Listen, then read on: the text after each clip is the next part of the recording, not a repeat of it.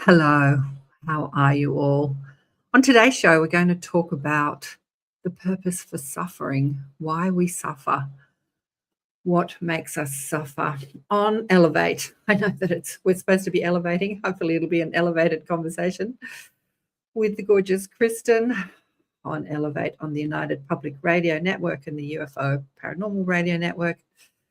So stay tuned to ask your questions. I'd like to know what is making you suffer. Kristin and I were just talking about it before we went live. Suffering again over eating too much and being overweight. Welcome to Elevate, the awareness shift, waking the quantum self. I'm KAren Swain, your host, and you're listening on the United Public Radio Network and the UFO Paranormal Radio Network on 107.7 and 105.3 FM, syndicated radio all over the world.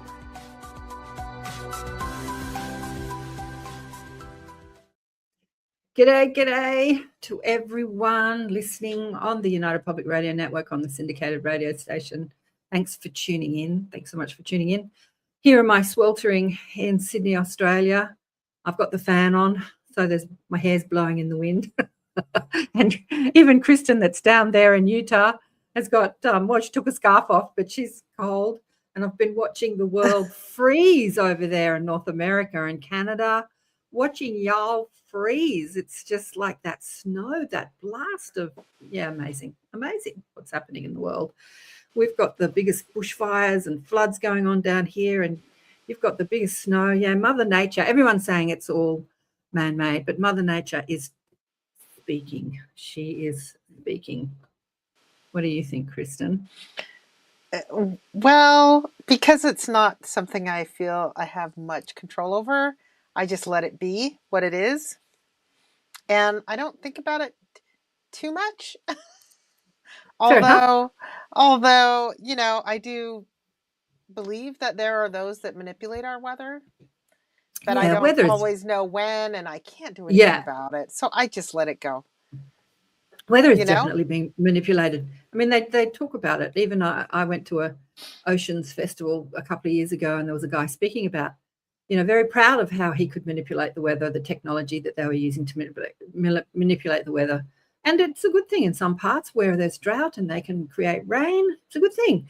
But, there's a lot of talk out there about nefarious forces manipulating. But I just, maybe I'm wrong, but I just can't see how that massive snowstorm, when you look at the map, it's across the whole of, and even Japan. My friend's son's in Japan. She was talking to him yesterday, and I said hello, and it's freezing over there and snow and crazy.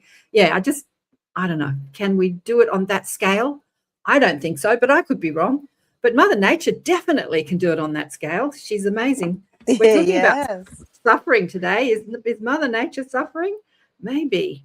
But I just want to shout out to Ethereal Encounters Down Under, Preston and Dolly with Carol Ann. Preston and Dolly was on her show, and I was listening before we went live. I didn't listen to the last half an hour, but they were talking about psychic ability and remote viewing, and Dolly and Preston are just so good at this stuff. Dolly had the abilities, so good. Dolly's had the abilities all her life, but Preston actually developed them, and some of their stories are just incredible. But Dolly was in teacher mode. She was teaching people how to do it.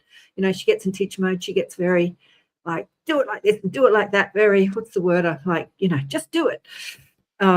She's a little militant, like down the line, like as though she can't understand why I can't do it. Yeah, it's true. but she's just exactly. No fuss. She's not fussy, and she's just very direct.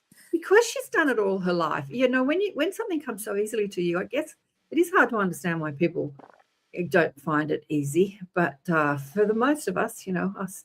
We don't, but I have developed my abilities too. I'm sure I had some as a child, but I just ignored them and they went away, which I think pretty much all of us do. Like, we all come in with incredible psychic abilities, and we don't get taught to develop them or even to listen to them, so we ignore them and they sort of retreat.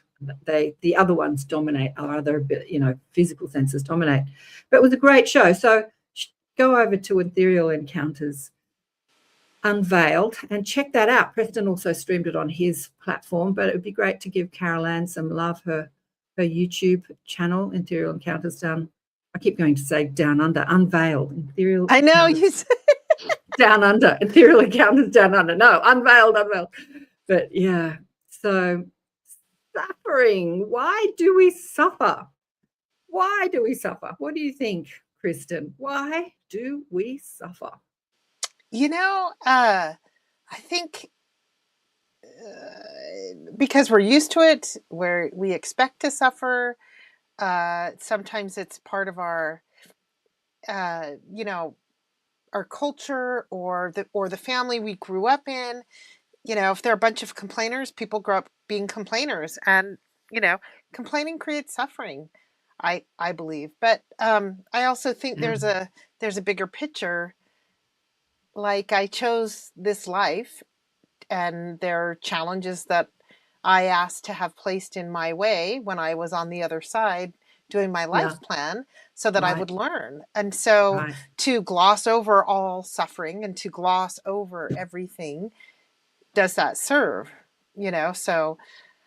So I love this topic, because I think there's a lot of bypassing that goes on in the spiritual community. It's all just love and light, and we don't acknowledge sometimes that things are rough. And then when I acknowledge that it's rough, do I sit in it? And what does it serve to sit in it? So I think there's a lot of things that can be discussed about this topic, for sure. I think it's a good one. Yeah. A few years ago, Brad, one of the people in our group, was posed this question, and we were talking about it. And I was sharing in the group, I had rediscovered Ananda Mayama, who was a guru that I first read about through Yogananda's book, Autobiography of a Yogi. She was a woman guru, teacher. I don't think she gave herself any of those labels, but this is what we call her in India, who was completely, what can I say? You talked about ego. She was completely without ego. Wow.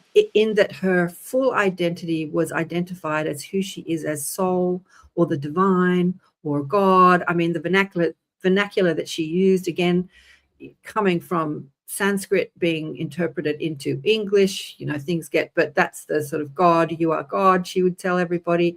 And so she wasn't focused on the egoic platform, the egoic conditioning of the physical self. And therefore she never suffered. But she was so not focused in that way, understanding that she is infinite intelligence, she is omnipresent, she is multidimensional, like all these words we want to use, like she is God, if you want to use the word God, or source, or connected to the unified field of infinite possibility, and knows she's the creator and all these things. She knew that as every fiber of our being, which we as souls having human experiences coming into the human condition, we have to remember to untangle the human condition and remember how to alleviate suffering. And I truly believe that all our suffering, no matter where it comes from, because there's suffering and there's suffering. There's suffering from the thoughts and the repetitive loops, negative loops in your mind.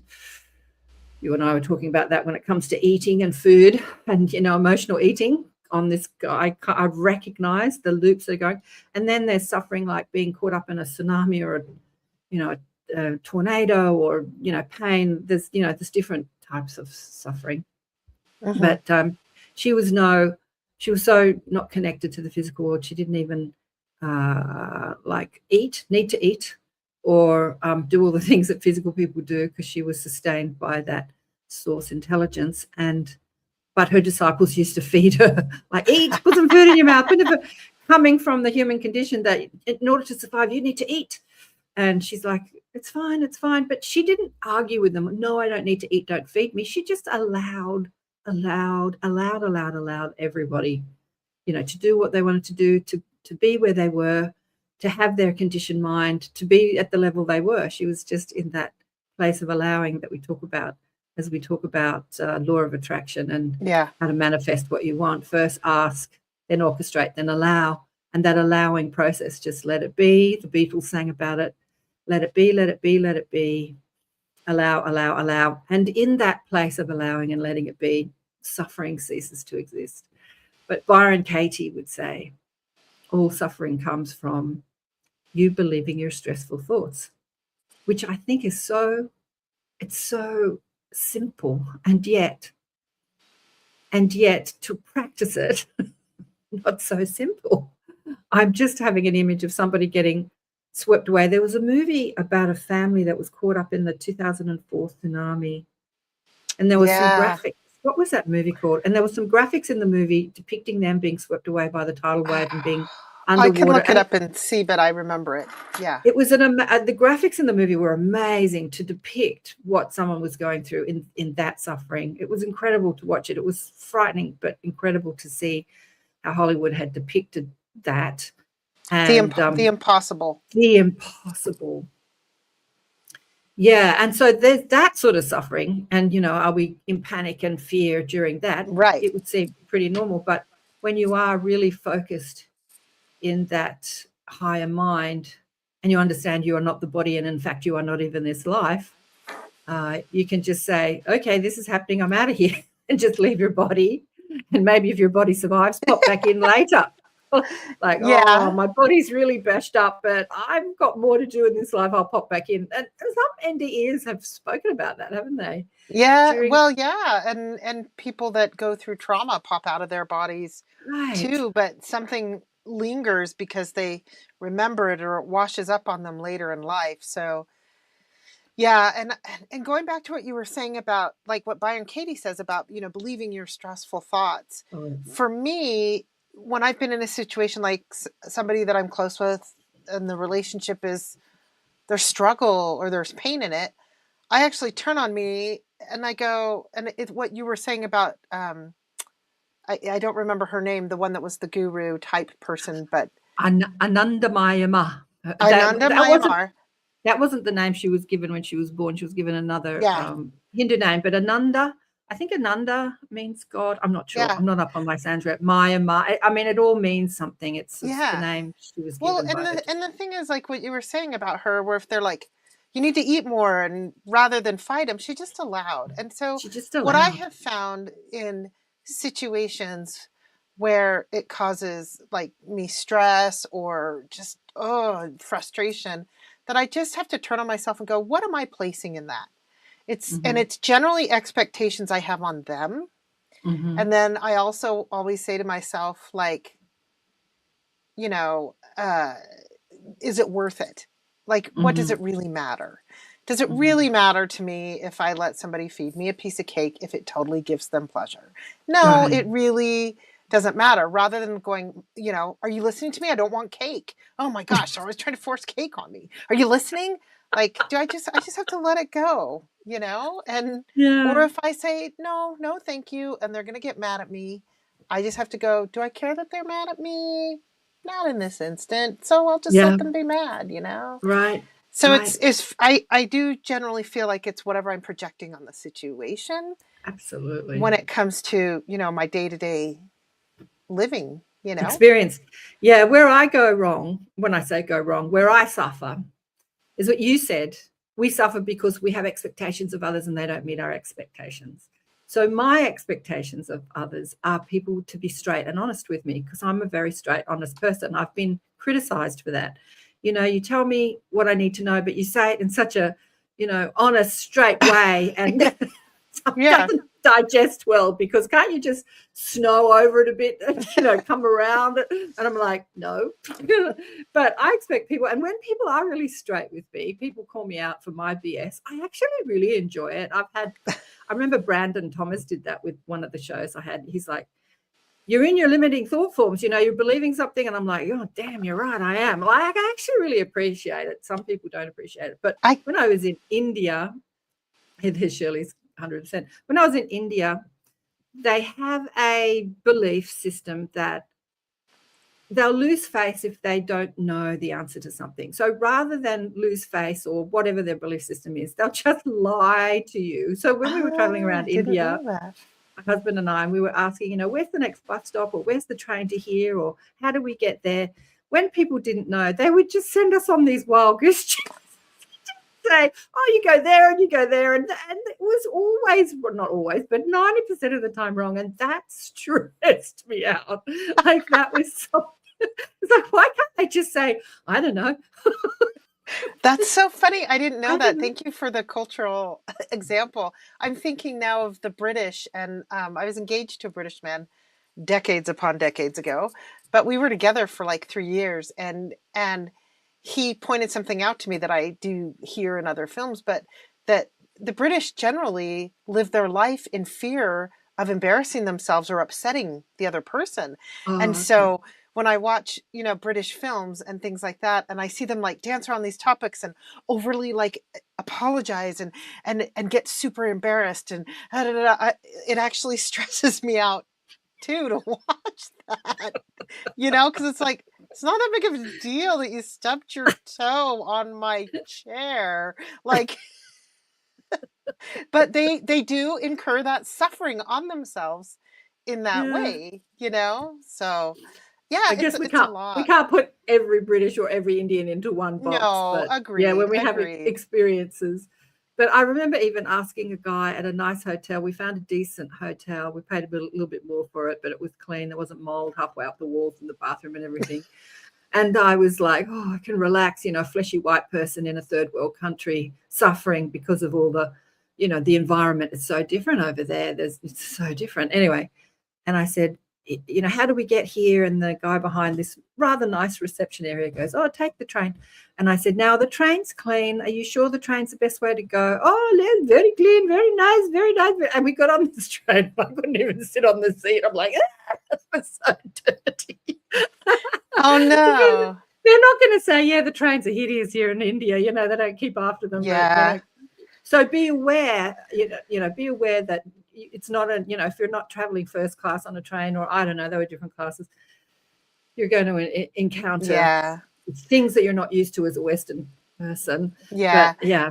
Well, and I do think, like, when I do travel, and I haven't, been very many places, the most, close to that I've been to is like Mexico and Tijuana, like just south of the border.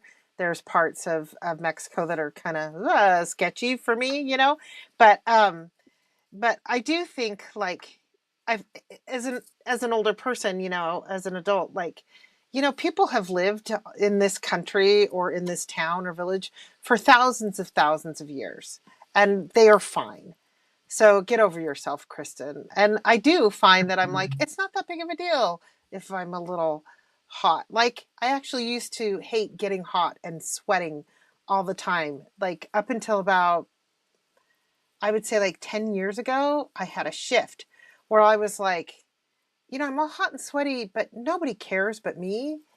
And it's more because I'm embarrassed that I'm hot and sweaty and nobody really cares.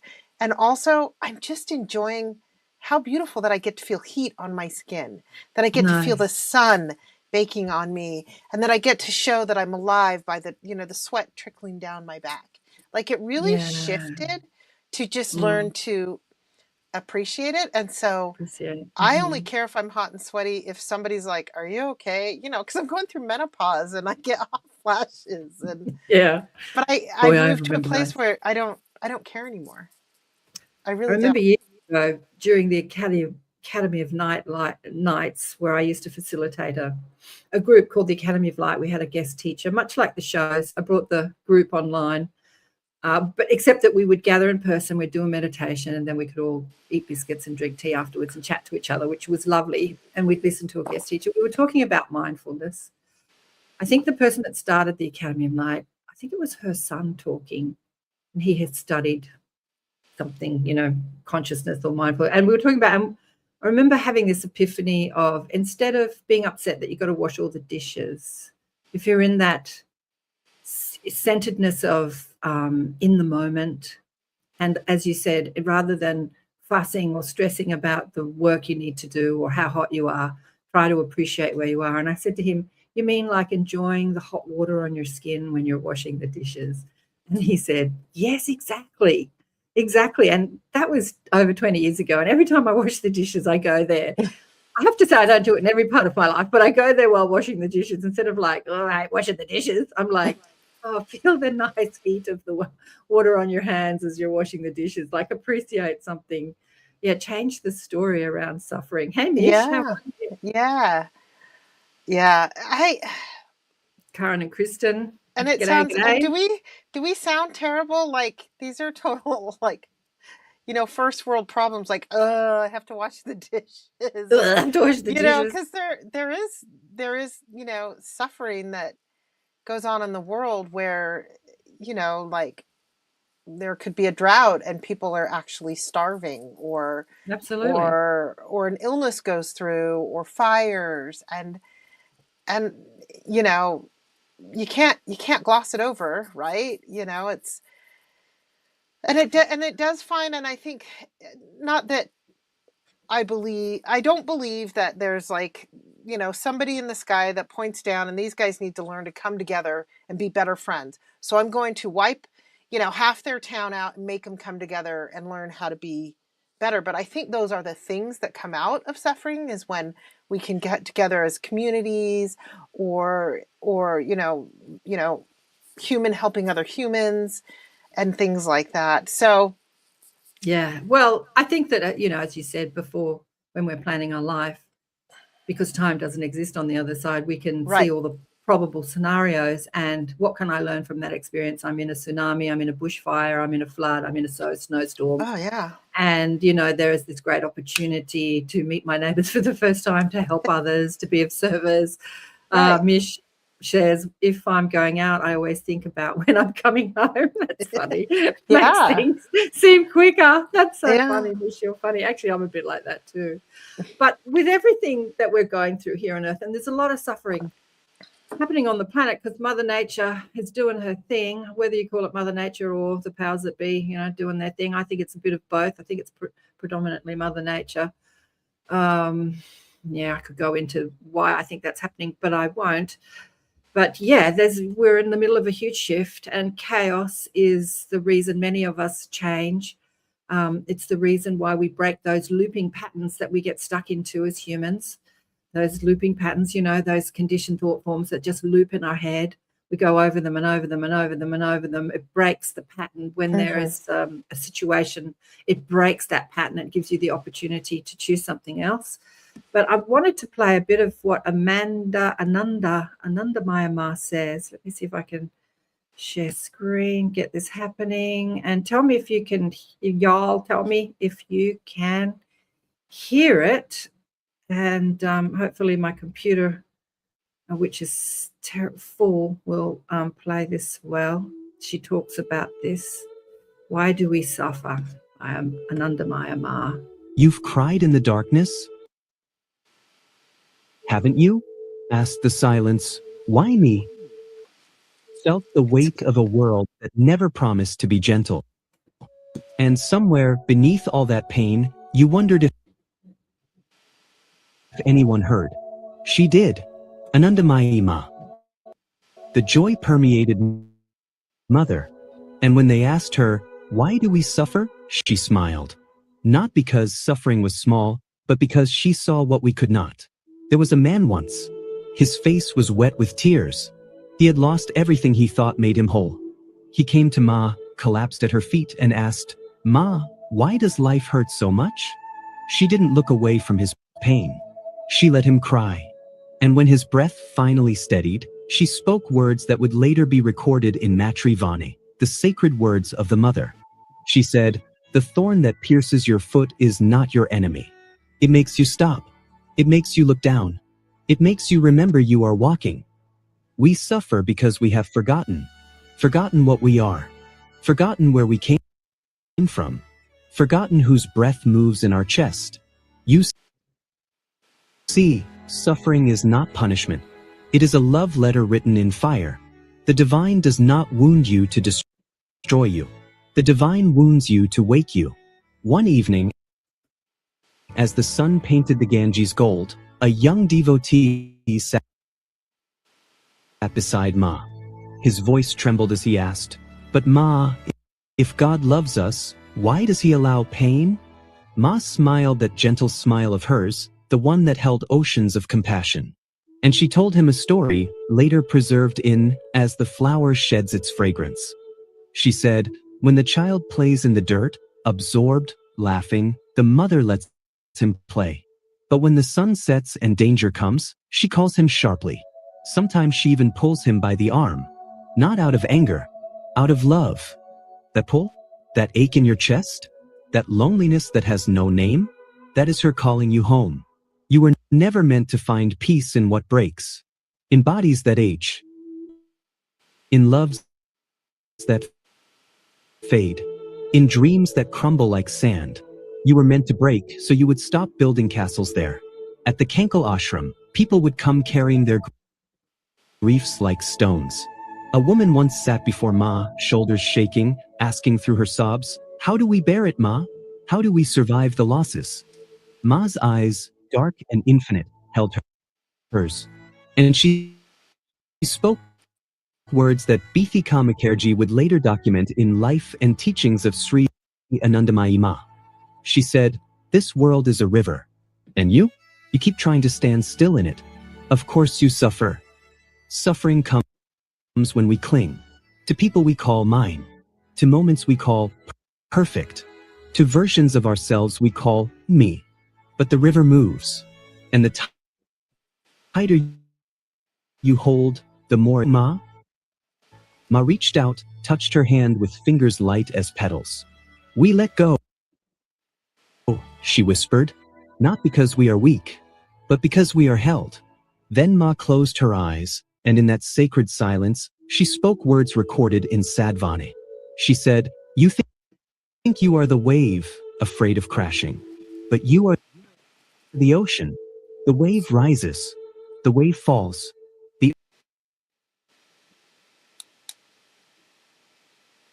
What happened? Are you there? I am. I stopped it, but it's still going in the background. Yeah, I stopped it because I didn't play the whole thing. I was trying to. I was getting really into that. I got to look that one Were you? up and study more. Yeah, I'm very moved by those statements. Yeah. I'll pop it in the chat for everyone. Here we go. I'll pop it in the chat. That comes from a YouTube channel called, who's sort of dedicated to Anandamayi Ma, called Wise Words or something. Let me find. Wise Lessons. Yeah, a beautiful YouTube channel. Now I've messed up my screen. I don't know what I'm looking at here. Uh-oh. I've got to empty my computer. It's so full, it just hardly works. That line hit me. Sam, Kristin, we all have to look it up. Hopefully you can see the link in the chat. I've popped it in the chat. Yeah, we suffer because we've forgotten who we are. As I said, she was completely identified with who she is as soul essence, as an extension of source energy, as God, if you like. She used the word God, and not as the ego, personality, physical human complex. And I don't really believe that we all should come to be Anandamayi Mas, because then we wouldn't create this crazy world that we're all enjoying. I think that, the ego and what it creates, and the selfishness and the lack and the stuff that we indulge in, the contrast here on earth, is all part of why we've come, because it helps us evolve the soul. But it's beautiful to have an example of what is possible, that we can be in this world and yet still focused in our brilliance and in our infiniteness, and in who we are as soul, as purpose, as divine, rather than in our suffering. As I said, when you understand you're not the body, and maybe you are swept up in a tsunami or a flood or a fire, and there's no way out, then you just say, "This has been fun. I'm out of here." You're not striving to survive because you think that this is the only reality and this is all there is, and that's perpetuated on our screens all the time. Death is so resisted. No, don't die, because we think that we can never see each other again, and the truth is we can.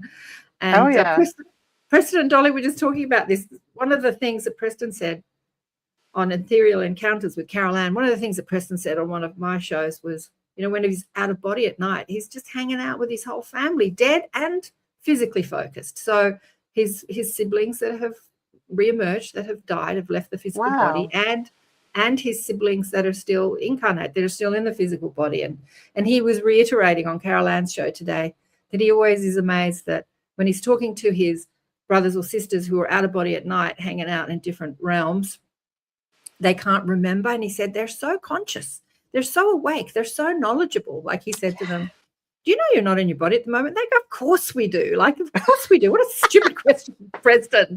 Like, you think I'm an idiot? But he's like, will you remember this in the morning? And they're like, no. Why won't you remember it in the morning? No, we don't know how to do that. We can't do that. We're under the veil of forgetfulness. And they don't practice thinning the veil consciously, deliberately, whereas Preston did. And Dolly's veil was pretty thin from the get-go. Some people's are and some people's are not. Like Ananda Mayama's veil didn't exist. She sort of lived in the world of the infinite while playing in the world of the physical and not suffering in any way. Yeah. But KAren, sorry, what did you want to say? I was just going to say, a good friend of mine and I, that, we sit and we go back and forth on philosophical, spiritual topics like this. And the question was asked to me, what's the difference, perspective or perception? Right. And, I feel like that's what we're talking about. Do I have the higher perspective? What perspective am I taking? And then what's my perception of it? Right. And then what's your perception of it? You're sitting there suffering in I looked it up, 77 degree Fahrenheit. And here, yes, that's what it said on my phone. If my Apple phone's right, and that's what it says Sydney is. Yeah, because I always have that up. Because I'm looking forward to coming back to Australia one day, right? Yeah, come back down under. I know. But, you say 77 and you're sweltering, and I thought, oh, maybe it's really more humid there. Well, the humidity there is the same as it is for me today. And, man, 77 is like what I have my house set at in the summertime before my air conditioning comes on. So it's a perception thing and what we're used to and what we're comfortable in, So I would love to be at 77 degrees and not having to wrap up in my sweater. Exactly. Well, 28 degrees is not putridly hot. I mean, it's hot because I'm sitting inside with the door shut and the lights streaming on me. But we had the other day, was it yesterday? No, probably a couple of days ago, we had the hottest recorded on History Day, not where I live, but in Australia. I think it was over 50 degrees Celsius. I saw that. What's that in Fahrenheit? Do you know? What's that in Fahrenheit? But anyway, that's I looked it up. I think it was like 105 or something like that. I reckon it's more. I reckon 100's around 30 something. 55 Celsius? 50. To put in 50. I don't think it went to 50. I think it hit 50. Might have just peaked over 50. That's hot. That's pretty hot. But anyway, so we've had some record weather down under, as you have up over. You've had that record. But I love watching on, they did play on, especially Australia Day, which wasn't such a hot day, all these people sliding down water slides and all these drunk sort of young men having a rip-roaring time. Yeah. And I love watching people with the snowstorm out there playing in all the crazy snow and skiing down their street and enjoying it instead of suffering from it. Yeah. Snow for us, I know Shirley's up there in Canada and you guys are getting blasted. Here I am talking about the weather, but the weather just lately has been super crazy all over the world. It's Mother Nature is definitely speaking. Did you find out what 50 degrees was in Fahrenheit? Yeah, it's like 120, 112. No, 120. That's what it gets in Arizona, in Phoenix, Arizona, all the time. Whoa. It's just, and southern Utah can get like that. So when I went in that story I told a long time ago about going to that labyrinth and working through that process, after my hubby passed and dealing with the grief. And when I stood in the center of that, it was 112 out that day. And I went at noon on purpose with the sun really high. So, it's bearable. You can do it. And I utilized it as a way to just, burn it off me, get it off. So I was using it as a tool. But yeah, suffering is one of those, it's one of those things that it really is a perception in a lot of people's ways. Last weekend at the local IANS here in Salt Lake City, we had Reverend Bill McDonald come and speak. Yeah. And he talks about, I mean, that man has had surgeries and he has, and all kinds of things. He was sharing with us publicly that he's had surgery recently in the last year or so to reconstruct his nose because it was all cancerous. And what he's done is learn how to, by connecting to source or, to the light inside or whatever, he has completely learned how to not suffer from the pain of it. Right. And it's incredible. And he's been doing that since he was a boy. And in fact, in another interview I listened to of him, because I got so interested, he was saying, I think it was in his near-death experience, you are going to take this pain, like when he was a boy, you're going to have this pain. I'm going to paraphrase it because I won't get it right, but you're going to take this pain and you're going to learn how to live with it or get rid of it or not suffer from it so you can teach others. So the whole reason why you're going through this is so you can get through it and learn how to teach others to not suffer. So I found that fascinating. Beautiful. Beautiful. Shirley, I'm melting. Yeah. Do you have to do I'm melting. Yeah. Do you have to do a station ID or anything? Station ID. Yeah. Thanks, darling. You're listening to Elevate, the Awareness Shift, Elevate Consciousness, the Awareness Shift, Waking the Quantum Self on the United Public Radio Network and the UFO Paranormal Radio Network on 107.7 and 105.3 FM, syndicated radio, coming out of the States, New Orleans and the Gulf Coast. And syndicated radio means that all radio stations all over the world can pick up the show and play it, and apparently they do. Joe reckons that it hits around 120 countries, and obviously we're streaming on platforms. Couldn't get it populated on my YouTube today. Not YouTube, what do you call it? My Facebook, but it is playing on the United Public Radio or the UFO Paranormal Radio Facebook page, and we're on Rumble and Twitch and Odyssey and all sorts of places. Send me some of your heat, please. That girl says, yeah, we've been talking about the weather and suffering. What are we suffering over? But yeah, getting back to Byron Katie, which I use her work with myself and with my clients. And as I said, it's so simple. She was someone who was one of those ornery people. Ornery is a word I found from Esther and Jerry Hicks. We don't use it here in Australia, but I love it. It's like those pissed off. I've heard it my whole life. My dad uses it all the time. Really? Ornery. And I always thought that Esther was saying angry, but she was saying ornery, and pissed off at everything and complaining about everything, and nothing was good enough, nothing was right. I've been a bit like that lately, I have to say. But anyway, and she just tortured her family and her friends, and she was in depression, and her family actually put her in some facility so she could get some help and rest. And she had this epiphany well over 30, maybe 40 years ago now, where I always, when I talk about Byron, say that she woke up dead. She woke up in the physical body, but with the infinite perspective, as we talked about in Mayama. And she had this epiphany that all her suffering her whole life had been for one reason, and that because she had believed her stressful thoughts. Now with Byron, this epiphany changed her whole life, and she was just in a completely different consciousness.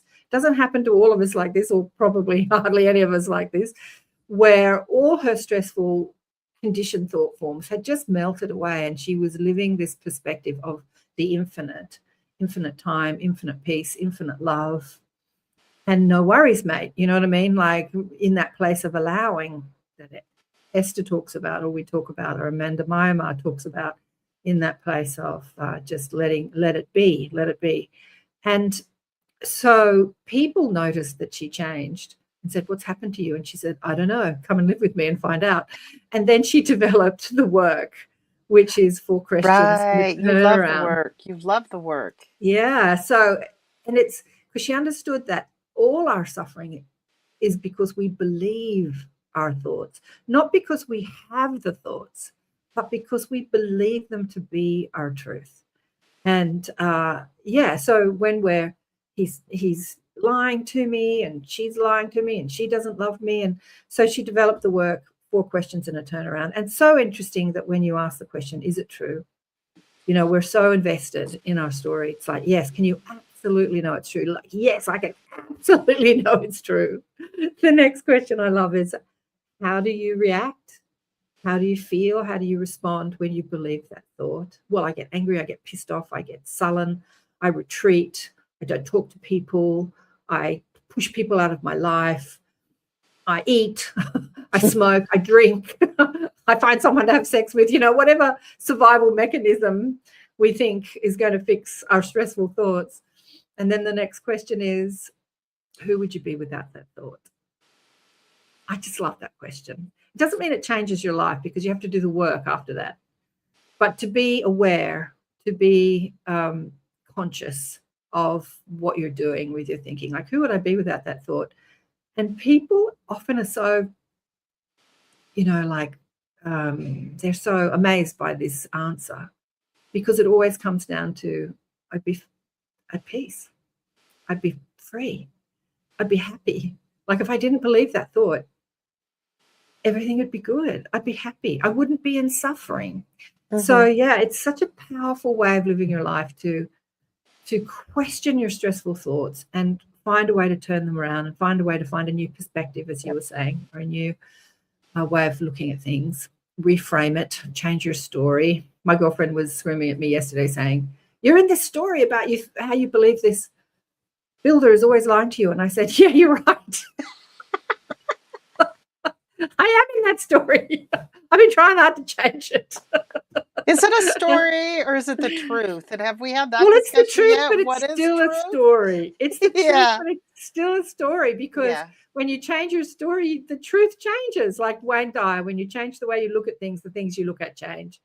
Yeah. And I did work on changing the way I thought about him. And he came to me the next day, a completely different man. And then I reverted back to the old story, and he kind of acclimated back to my old story, but he's still a lot better than he was initially. He's not a nasty person. He's just trying to save face by just spinning you things that you think you want to, you want to hear, which are not necessarily the truth, or like he just can't, people that can't admit that they're wrong. He's better now, actually, but he does say to me, I don't know how to do that, which he never used to say before. And just that sort of ego bravado, like I can't be wrong, so I'll just spin some story, save face, that sort of thing. And it's not that it's not true, because that's what you're experiencing. But when you keep saying, this is what I'm experiencing, this is what I'm experiencing, this is what I'm experiencing, you keep recreating it, So my girlfriend yesterday, who was screaming at me saying, you're in your story, was like being very honest with me, and I'm like, yeah, you're right, I'm in my story. Change the story. What's Shirley saying here?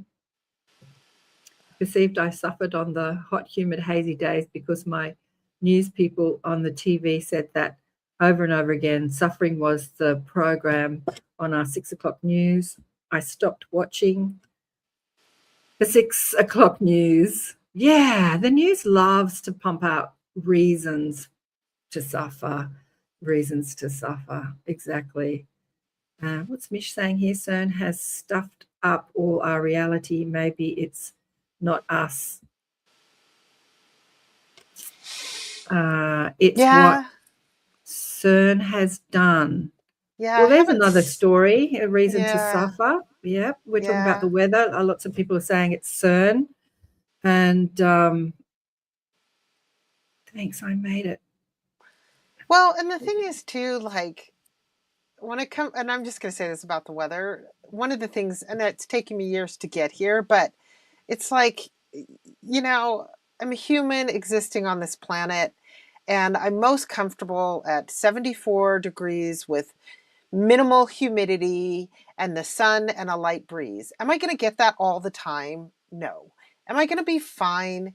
Yes. So I either bundle up a little bit more, or I take a little bit of my clothes off and wear a tank top around, and I just, go on with my day, because it's exhausting to suffer and to stress over things like that I can't control. And then if I'm suffering in it, what am I doing to the people in the room with me or in the area with me? Like, what good is it doing to perpetuate it? Because then we're all crabby or ornery, to use that word. I'd rather, it's kind of like dark humor, right? Like, we're all going through something, but can we joke about it? And we find jokes that, maybe somebody be like, is that really funny? You're like, it kind of is, that, I don't know. Examples of dark humor, I could go on and on and on, but there's ways to move through things, and there's ways to have it bring us together, and there's ways to have it tear us apart and to make it worse. And what do I want to shift? What do I want to put out into that world? I want the world to be a better place, Exactly. Yeah. How do I want to live my life? In suffering or in joy? And, there's a saying, you're bound to encounter pain in life, but suffering is optional. Are you going to suffer over the pain? Oh, yeah. And as you're saying, you can even have physical pain and perceive it differently and experience it not as pain, but as a sensation. I watched this when I was pregnant many years ago, 35 years ago. I watched a woman give birth, and she wasn't being helped. She was having a home birth, and watching her body ripple as her muscles contracted and pushed this baby out. She didn't push the baby out, the body did.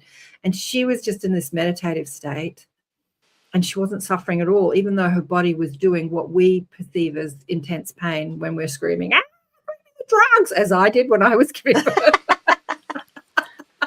And all the movies make it look like that. And all the movies make it look so bad. You'd think that all that pain, women would never have babies again. But yeah, there is a way of perceiving that sensation, not as pain, but as the body doing what it needs to do. There is a way of completely looking differently at the world. And are we doing it? And maybe we're not. Maybe we're failing, as I do many times, but it's another opportunity to try again and see if we can do it next time. It's the challenge we give ourselves. And what I do whenever I bump up against anything that I feel like I'm suffering, whether it's my own internal dialogue or something that I perceive is happening to me, I always think, how can I use this? How can I use this to grow? How can I use this to help others? I'll talk about it on the show next week. I always want to use whatever drama I'm going through to help illustrate the idea of being a deliberate creator and looking at the world differently, even if I'm sort of making myself look bad, because it's, I make myself relatable. I make myself human. We all go through the same thing. And during one of the really hot days we had recently, where Sydney was over 40 degrees, I don't have air conditioning, so I thought I'll go up to the local shopping centre just up the road and buy some food and some underwear. And the poor old shopping centre, a big shopping centre, was struggling with their air conditioning. I remember standing at the counter buying some underwear, and I'm just dripping with perspiration. And the lady behind the counter and I were sort of laughing, and I had that sensation, and we're all in this together. Exactly. We're all in this together. We're all experiencing this heat, together. And so we had a bit of a laugh at how hot it was and how the air conditioning couldn't cope. And yeah, just experiencing that as that collective experience. Yeah. Yeah. That's what I think gets us through these things that are really challenging. And we're in it together. And I feel like, often when we decide to suffer with what we're going through, it actually really separates us. I could get really separate from somebody if I'm believing those negative thought forms, or if I'm caught up in something else and really mad at that family member over something, silly. They know that always bothers me, and why do they always do it? Yeah, just anything, I separate myself, and it gets lonely. And right now I'm a widow, and all my kids are grown. Am I all alone, or am I like solitary but in a good way? Do I get to enjoy the peace and solitude a little bit for once in my life? Or do I sit here and I twiddle my thumbs and I get mad that nobody's here with me? It's all perspective, right? Yeah, absolutely. When I was talking to my friend, she's like, what have you been doing?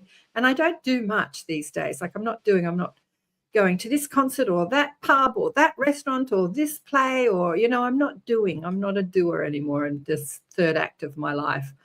And she's a doer. Even when she rings me, she's usually washing the dishes, walking the dog, doing something. She's always on the go. So to her, my life looks like suffering, but to me, it looks like peace. It looks completely like peace. Well, like and don't you think having a solitary life? Yeah. Well, and I know people that in their lifetime, like, they keep busy, because if they stop and they have to think and pay attention to where they're at, they actually don't.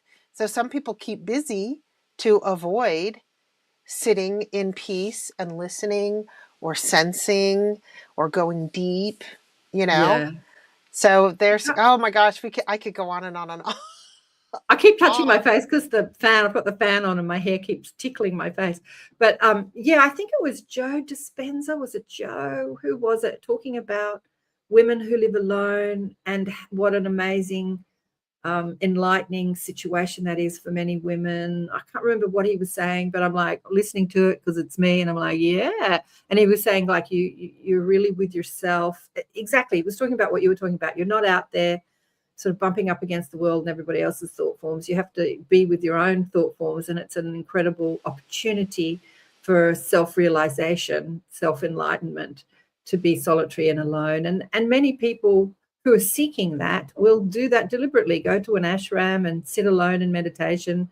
I remember going to see a woman who spent, was it 11 years in a cave by herself in the snow in the Himalayas and the Himalayas. She was an English woman who had become a Buddhist nun, and she had spent many years in an ashram in solitary meditating, and that wasn't enough for her. So she thought she'd go up to the Himalayas and get in a cave and be by herself, and that she would find that self-realization through this solitary environment and solitary experience. And I saw her many years ago in Sydney. She did a talk, and I'm thinking, all those years of meditation, what have you learned?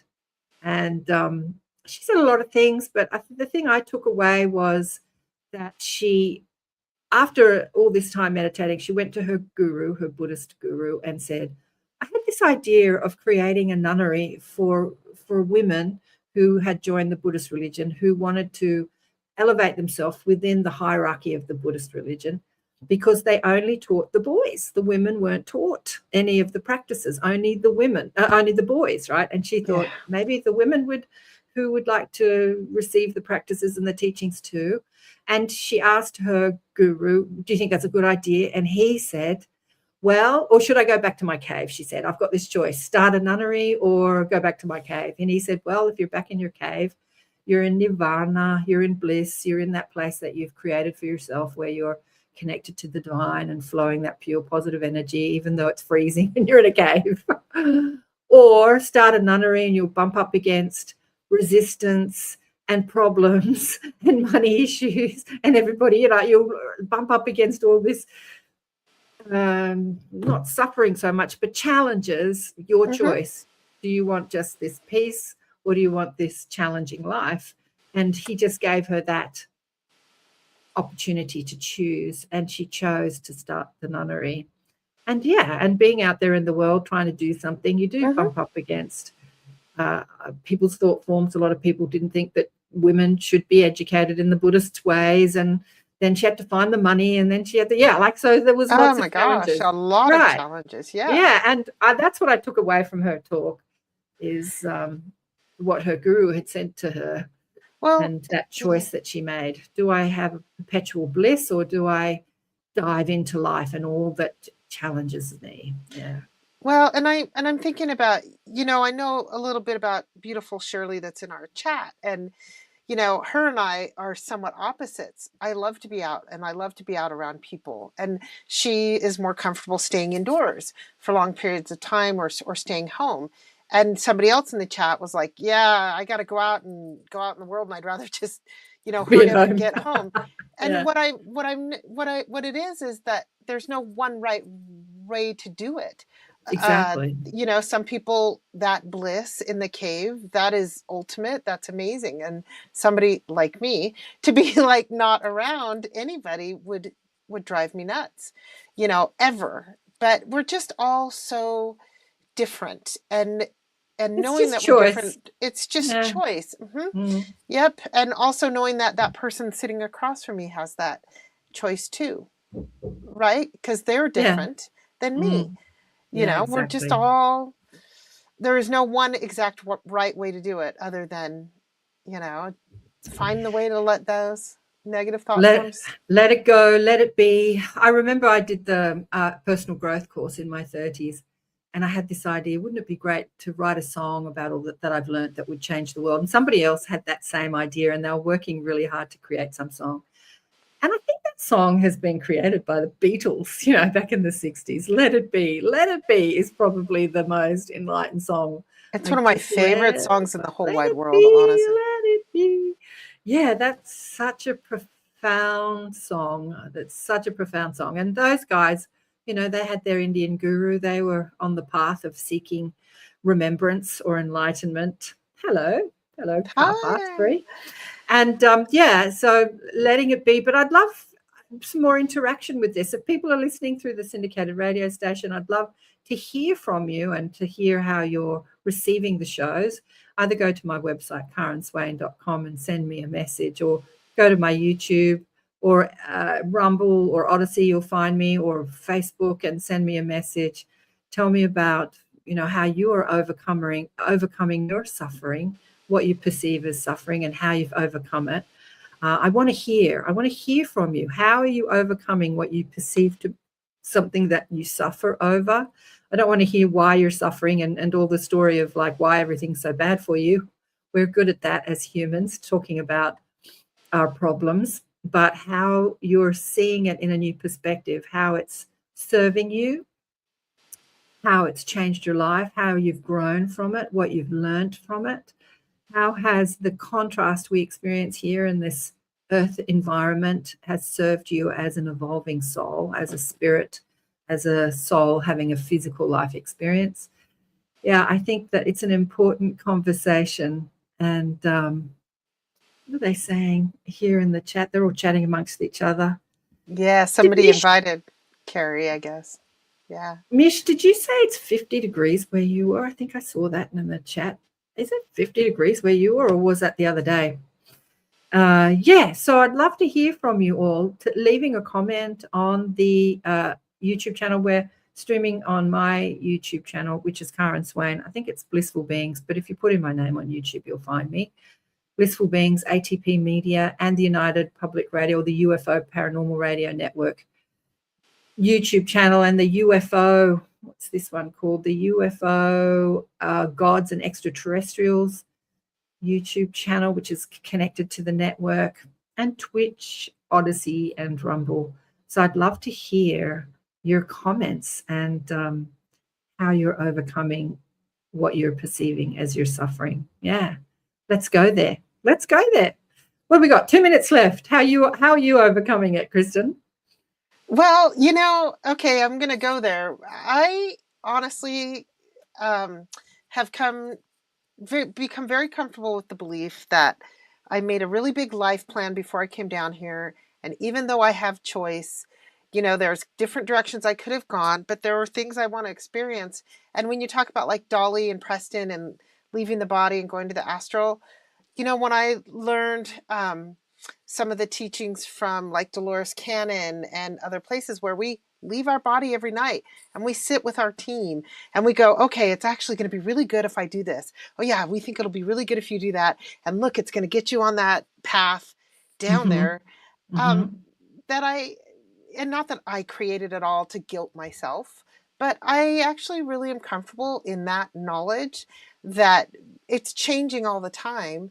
And that, when I'm in this waking body and me as I am, I can choose how I deal with it.